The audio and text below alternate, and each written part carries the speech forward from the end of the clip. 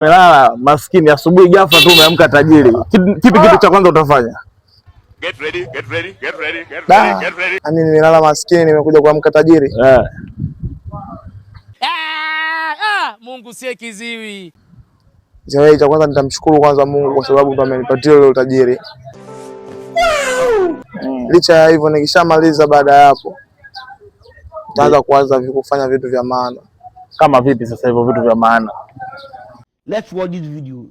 Vitu vya maana hivyo nitaanza kufanya, nitaanza kujua hitaji kwanza ya mama yangu anahitaji nini, mwanangu. Nikishamaliza kutenda vyote, hela inobakia sasa. Kama kaida yangu, starehe yangu inajulikana.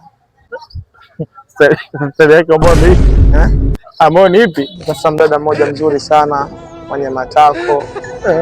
Nitakuwa na enjoy naye. Kwenye hela ambazo umelala umeamka umezikuta.